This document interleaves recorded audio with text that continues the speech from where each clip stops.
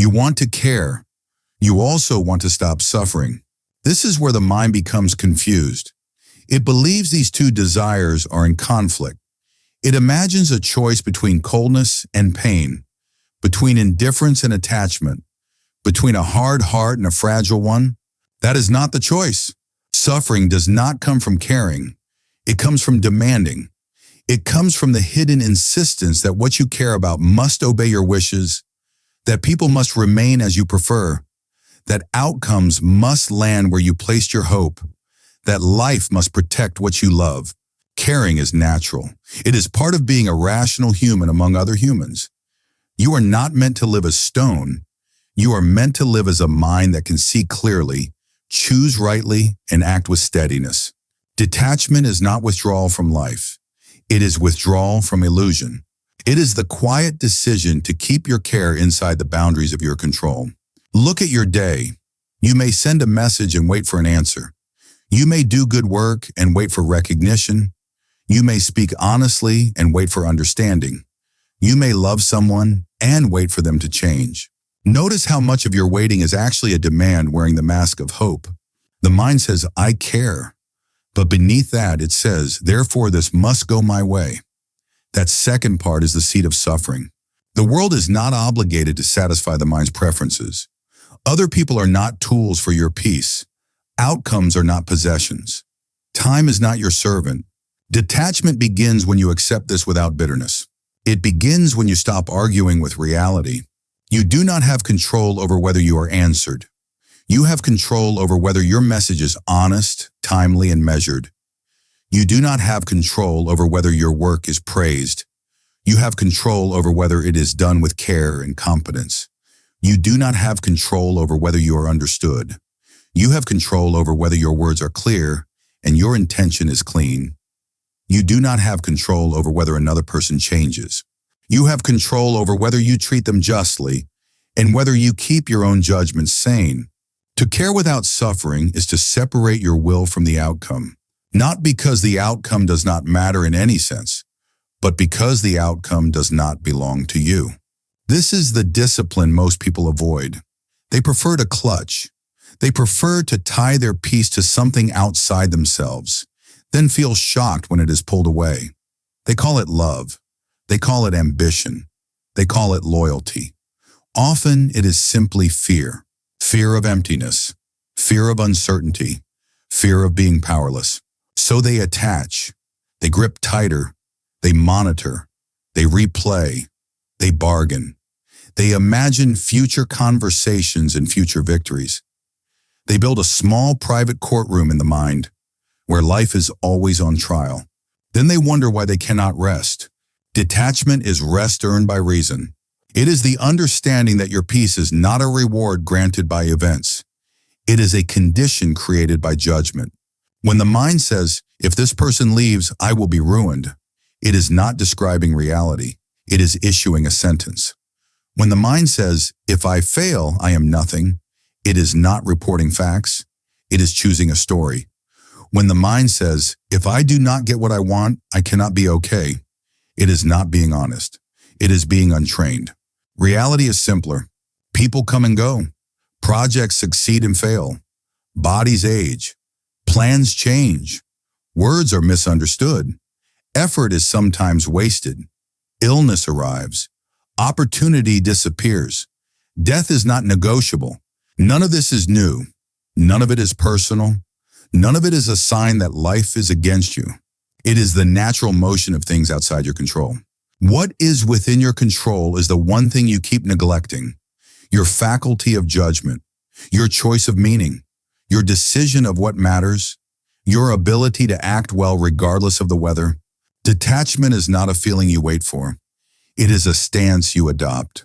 And it is built through one repeated question, asked with sincerity. What is within my control here? You can care about someone deeply and still accept that they may not return your care. You can support them and still accept that they may choose differently.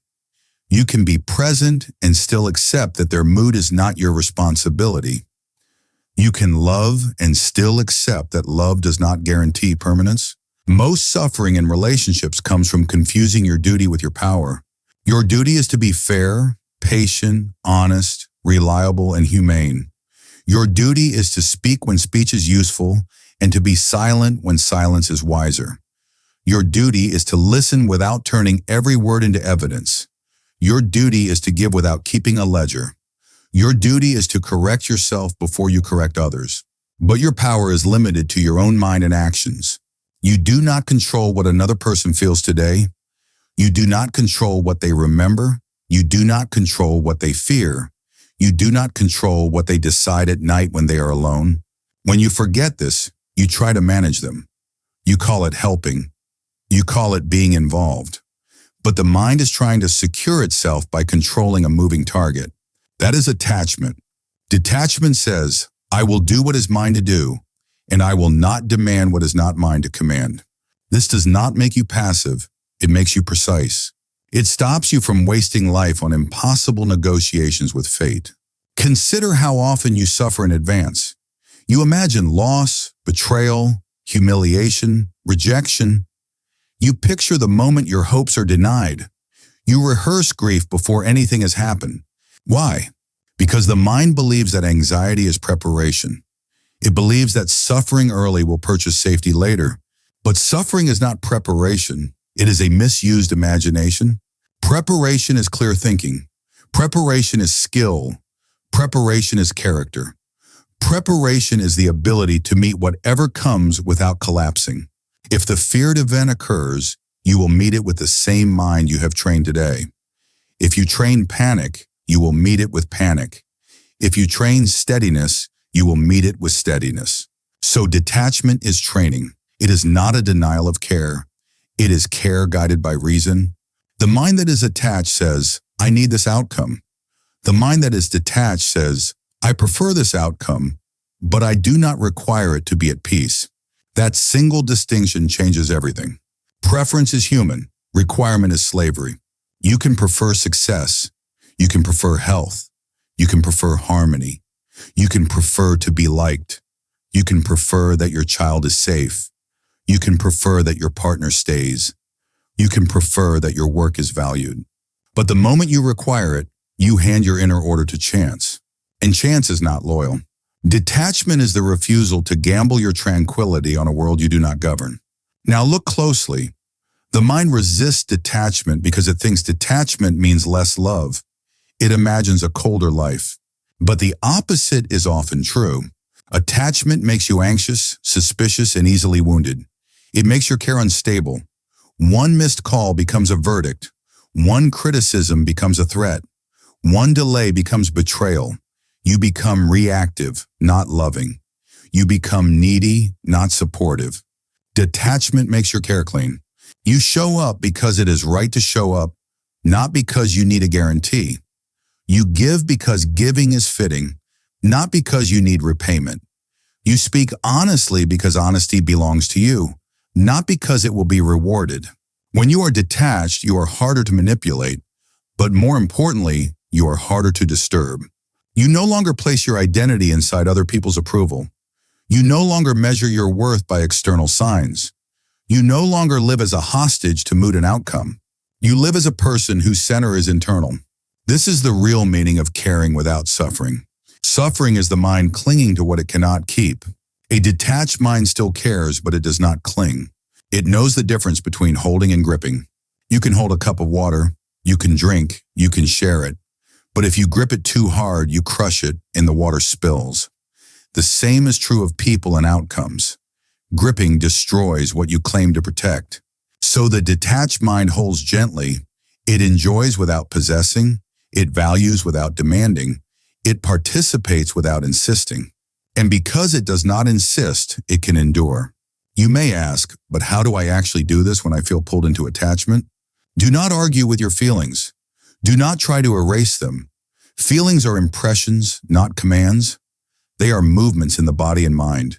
They rise, they fall. They do not define what you must do next. What matters is the moment between impression and assent.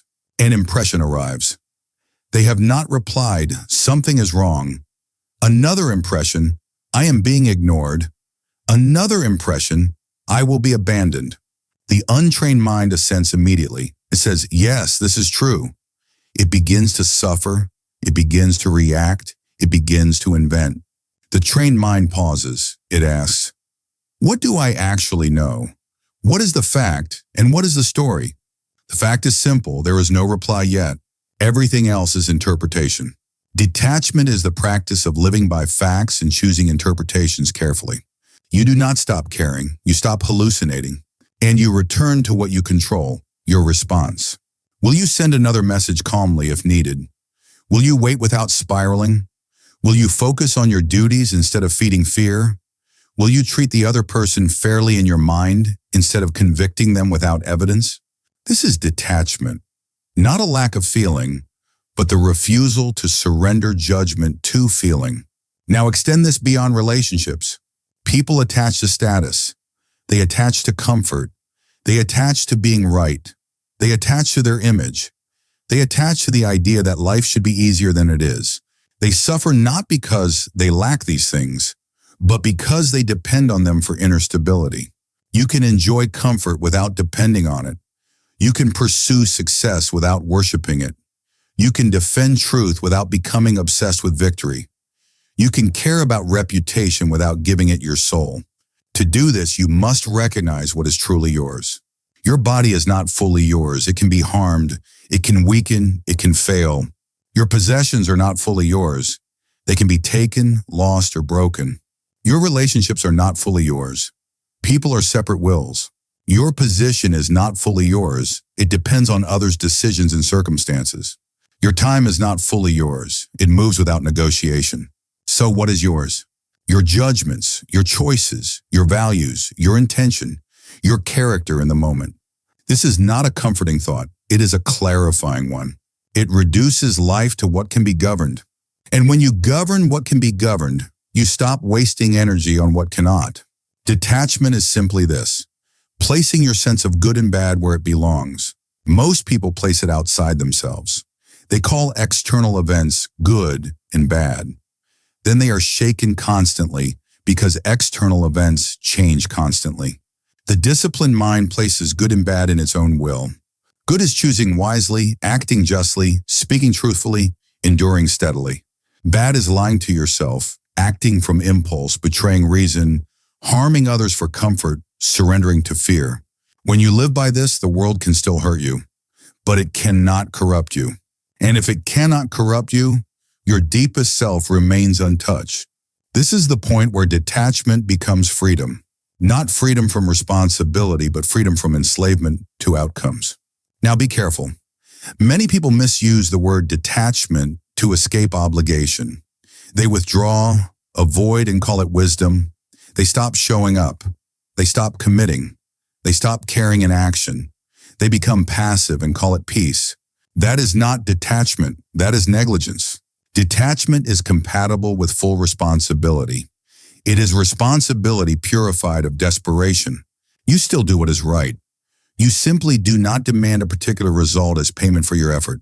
You can be a committed partner and still accept that the relationship may end. You can be a devoted parent and still accept that your child has their own path. You can be a loyal friend and still accept that friendships change.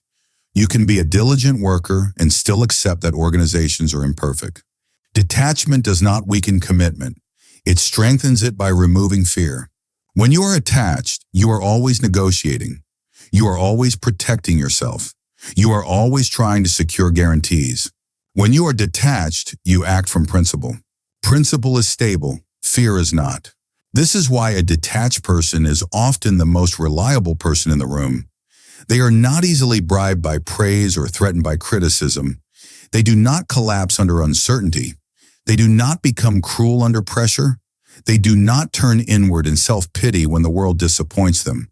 They are steady because their center is internal. Now let the mind look at itself honestly. Where do you suffer most? You suffer where you have made an external thing necessary for your peace. You suffer where you have placed your good in something that can be taken. You suffer where you have confused desire with need. Detachment begins with admitting this. Not blaming yourself, not excusing it.